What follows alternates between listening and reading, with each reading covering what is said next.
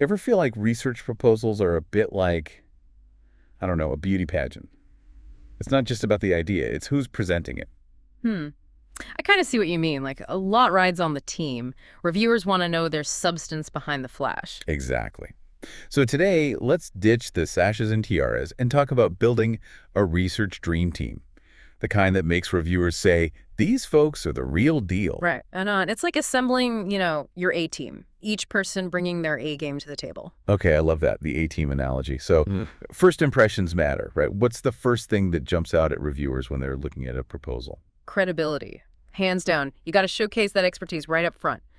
Qualifications, experience. So it's not just about listing degrees and No, no, publications. it's got to be more targeted than that. You demonstrate how each person's background is like perfectly aligned with the research question. I'm going to go visual here. It's like each person's a puzzle piece, right?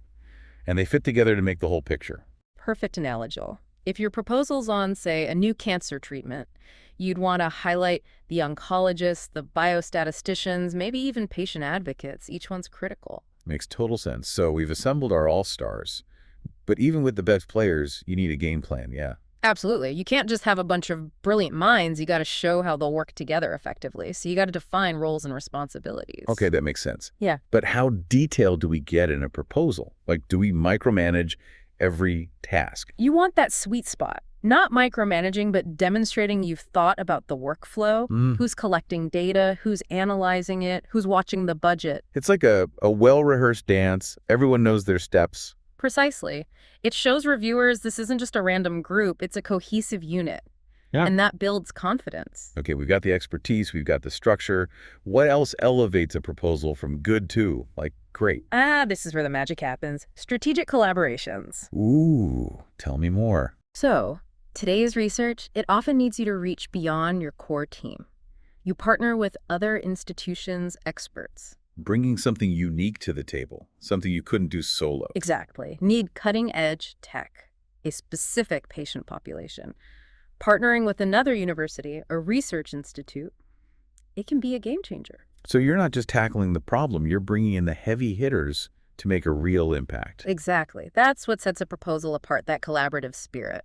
This is super helpful. So to recap, it's expertise, clear roles, and smart collaborations, right? You got it. Nail those, and your proposal's in fantastic shape. Okay, so we've talked a lot about proposals, but how does this dream team idea actually play out in the research itself? I mean, does it really make a difference? Oh, absolutely. A team with diverse viewpoints, experiences, it can lead to much richer research, more innovative too. I can see that, but can you give me an example? Sure. Imagine you have people from different backgrounds, different areas of expertise, right? They each bring unique insights, different ways of approaching the problem. Yeah, so you're less likely to miss something, you're getting more creative solutions. Exactly. And ultimately, more impactful findings. Plus, it just makes the whole research process more engaging for everyone. I bet. Learning from people you respect, that's got to be motivating. But let's get practical for a sec. Say I'm a researcher, just starting out. How do I even find these amazing collaborators? That's a great question, and it's something a lot of researchers struggle with, especially early on. Networking is key. Networking. Okay, so conferences, professional organizations, that kind of thing. Exactly. Putting yourself out there, meeting people in your field, seeing what they're working on. You never know when a conversation might spark a new idea or even a partnership. So it's not just handing out business cards, it's about actually connecting with people. Right. And sometimes the best collaborations come from the most unexpected places. You meet someone at a poster session or connect online, and bam, their skills complement yours perfectly. So there's a bit of luck involved too. But let's say you've found some potential collaborators.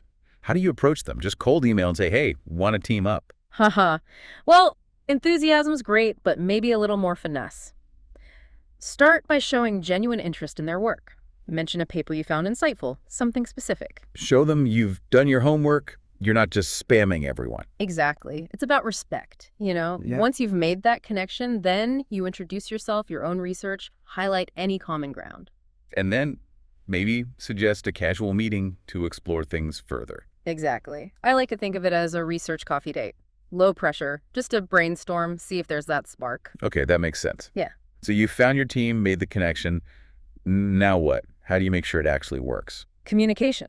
You need crystal clear communication, everyone on the same page about the goals from the very beginning.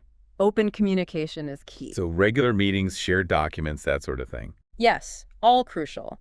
But it's also about fostering that team spirit, that shared ownership. It goes beyond just logistics. How do you do that? That seems tricky.